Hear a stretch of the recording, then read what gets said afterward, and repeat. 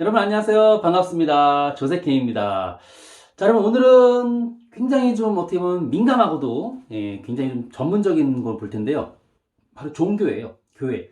근데 미국은 아무래도 기독교 국가잖아요. 이렇게 아메리카 대륙을 봤을 때 북미, 캐나다랑 미국 쪽은 종교의 자유를 찾아서 이제 영국 잉글리시들이 간 거고, 이 중남미 쪽은 아무래도 이제 스페인 쪽 사람들이 이제 금캐로 간 거잖아요. 그러니까 좀 아무래도 역사가 다르죠. 그래서 우리가 이제 배우는, 우리가 말하는 아메리카는 중남미가 아니라 북미 쪽이다 보니까.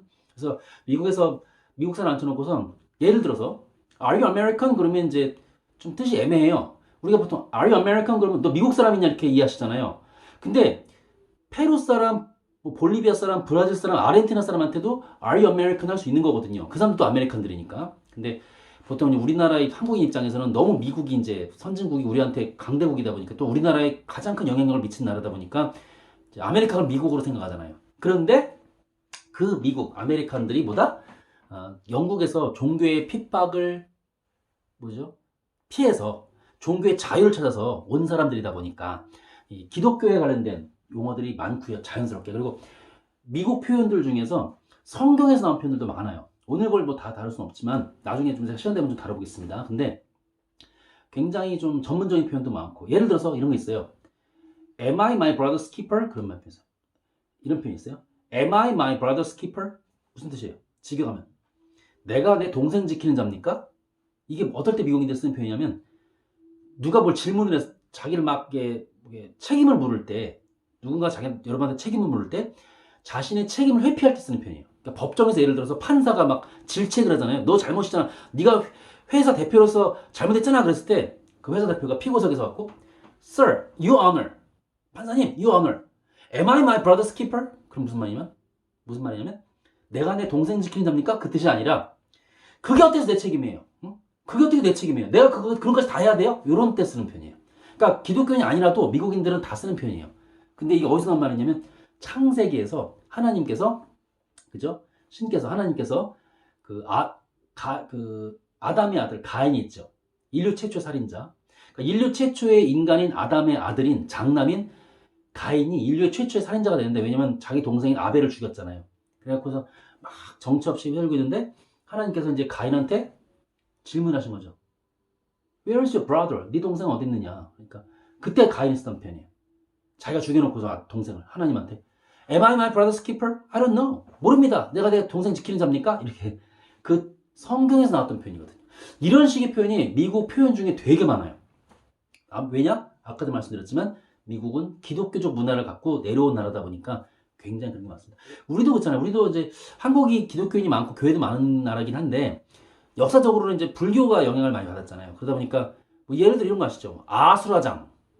근데 불교적 표현이거든요. 우리는 모르잖아. 아수라장 그러면 뭐 개판치고 엉망 그럴 때 쓰는 표현이잖아. 근데 불교의 그 혼돈의 신 아수라, 거기서 나온 말이에요. 그러니까 이렇게 문화 영향을 받을 수밖에 없다. 그 종교적 문화도 무시 못한다 이거죠. 그러니까 미국은 이런 식의 기독교적인 성경에 관련된 표현들이 많다는 거 알아두십시오. 자, 그럼 같이 시작하겠습니다. 교회. 교회는 영어로 보다 church. 근데 템플이라는 단어가 있는데 그 템플도 교회라는 뜻이 돼요. 보통 우리가 템플 그러면 절로 알고 있죠. 스님들 계시는 절로 알고 있죠. 그런데 영어에서 템플은 또 교회예요. 알겠지? 그래서 교회가 영어로 무슨 뜻, 뭐다? church. 또 하나가 템플. 자, worship. worship이 아니라 혀를 굴려야 돼요. worship은 뭐냐면 예배입니다. 보통 여기다 service를 붙여서 worship service 그래요. worship service 그러면 교회 예배인데 그냥 짧게 그냥 worship이라고 돼요. 그래서 예를 들어서 God, please receive my worship. 그죠? Please receive my worship. 또는 please take my worship. 그럼 뭐야? 제 예배를 받아주십시오. 제가 하나님께 드린 예배를 받아주세요. 그 뜻이거든요. worship. 그죠? 또는 뭐 please hear our worship. Please hear our worship. 하나님한테 뭐라고 그래요? 신한테 하나님한테 뭐라고 그래요? 우리의 예배를 받아주세요 했을 때 please hear our worship. 이렇게 들어달라는 표현도 씁니다. hear라는 표현도 쓴다는 거. pray는 기도거든요. pray는 기도고요. prey가 있는데 발음은 똑같아요. prey는 먹잇감이라는 뜻이에요. 야생동물, 동물이 잡아먹는 먹잇감. 그래서 pray. 그렇죠? pray는 명사가 돼서 기도도 되고요. 동사가 돼서 기도하다고 돼요. 오케이? 그래서 let's pray. let's pray 그러면 기도합시다. 이렇게 되는 거죠. 또는 명사가 돼서 pray to God 그러면 하나님께 대해 드리는 기도 이렇게 한다는 거. 바이블 아시죠? 바이블은 성경. 보통 이제 바이블 챕터라는 표현이 있어요. 그리고 verse라는 게 있고. 그럼 성경에서 예를 들어서 창세기 1장 2절 되잖아요. 그러면 절이 챕터예요. 챕터 1 그럼 1장 1절 있죠. 절은 verse라고 그래요. 그래서 chapter 1 verse 1 이렇게 표현합니다. 오케이? 예.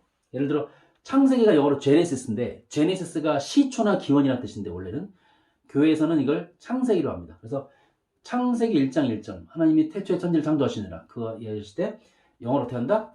Genesis chapter 1 verse 1 이렇게 하면 돼요. 쉽죠? 그 다음에 힘 그러면 힘은 찬송합니다. M으로 끝나지 않고 M 다음에 N을 더 붙여야 돼요. 힘. 자. 여러분, 이런 CCM이라고 들어보셨죠? CCM. 특히 젊은 크리스찬들이 많이 부르는 CCM은 뭐의 약자일까요? 그냥 CCM 그렇게 보통 우리가 외우잖아요. 그죠? 근데 간단해요. Contemporary Christian Music. 그렇게 안 간단한가? 좀 길죠? Contemporary Christian Music. Contemporary가 뭐냐면 현대의.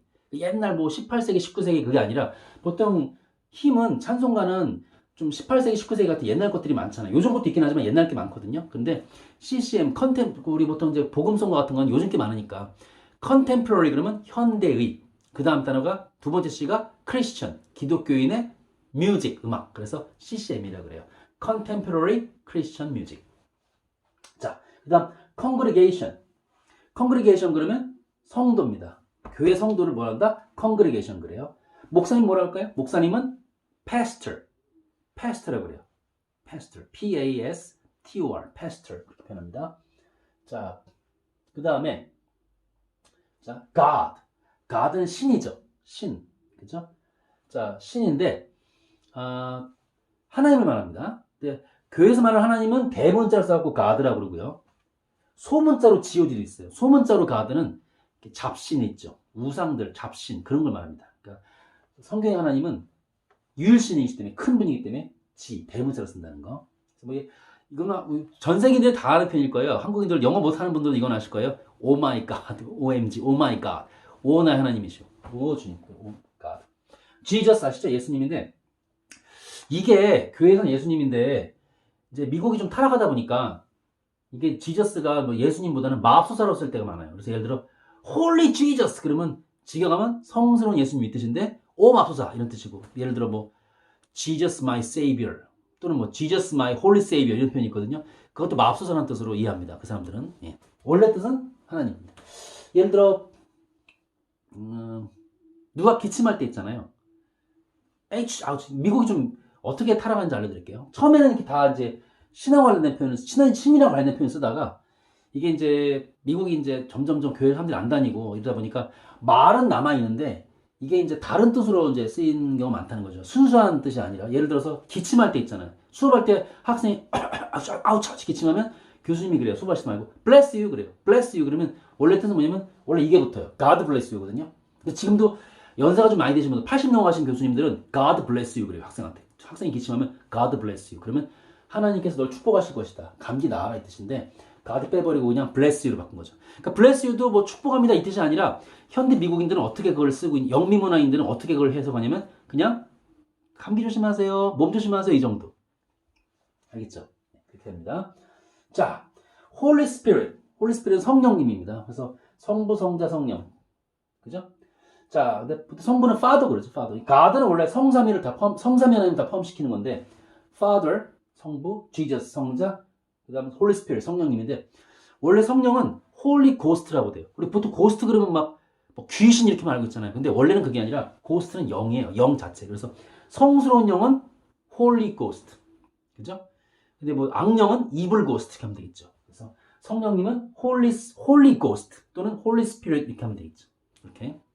그래서 이런 식으로 우리가 용어를 보시면 될 것 같습니다. 그래서 굉장히 그 교회에서 쓰는 표현, 성경 아까도 말씀드렸지만 성경에서 나온 표현들도 꽤 있고요. 그 다음에 이제, 자기도 모르게 이제 성경에서 나오는 표현들 쓸 때 있고, 가장 중요한 게 이름 있잖아요. 이름들. 뭐, 매튜 그러면 마태란 뜻이고, 마크 마가란 뜻이고, 폴 그러면 바울이란 뜻이고, 그죠? 존 그러면 요한이라는 뜻이고.